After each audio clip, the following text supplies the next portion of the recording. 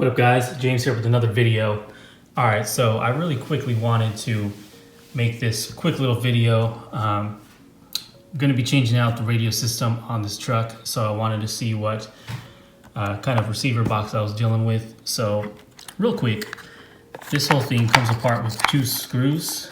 You see one here on each side of the 100 amp ESC. And this is actually quite a bit smaller than I thought it was. Thought it was a bigger unit for some reason, but it has a really tiny fan that's probably maybe an inch in diameter. This here is the lid. Of course, you have the on-off switch right there. After you do that, you'll see everything. You'll get access to the receiver box. If you're going to be changing out your receiver and you have an antenna like the one I'm going to have, you can easily just run that antenna right through there, underneath there, and then you're going to notice right here there's two holes, and that goes all the way through down to the bottom.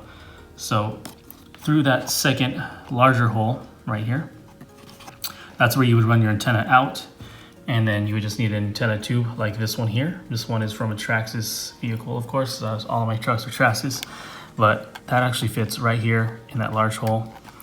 I'm not going to do it right now, but you basically can screw this in and work your way down a little bit, and then trim off the excess, whatever you don't need.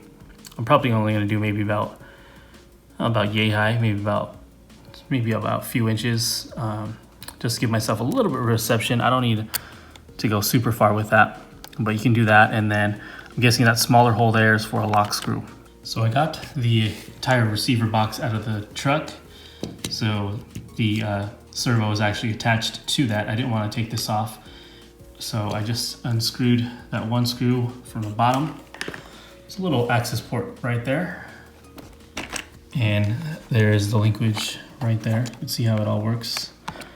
That's how all the steering mechanism works.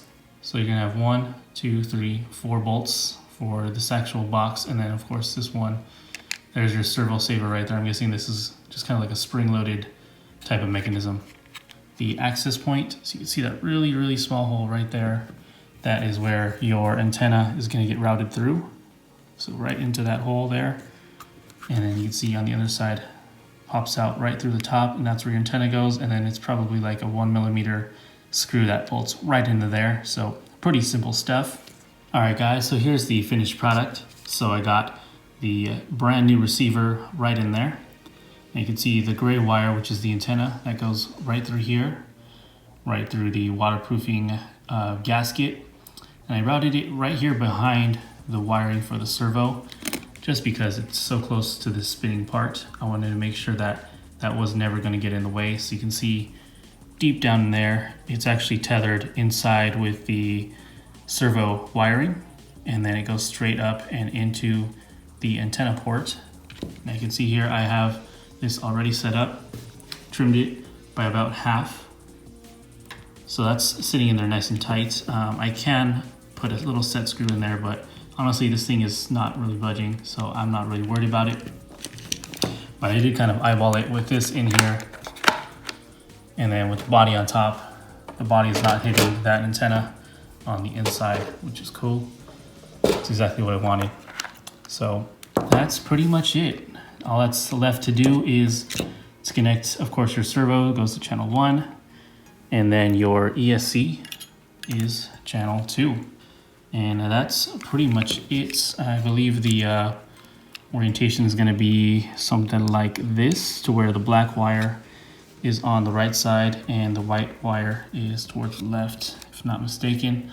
Of course, your radio does have reversing and things like that, so I'm going to be able to set that up with this here if that is not correct, but I'm thinking it is, just because I'm awesome. You know how it is.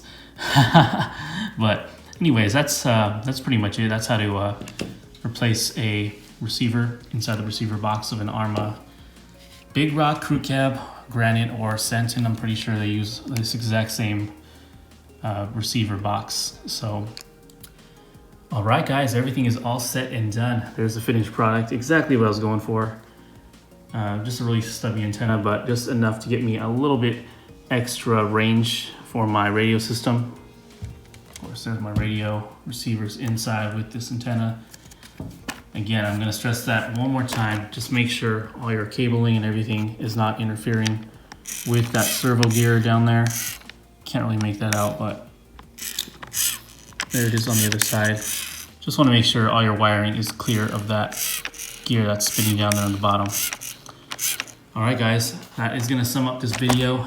Thanks for watching, and hopefully I gave you guys a little bit of insight and helped you along the way. All right, see you guys next time.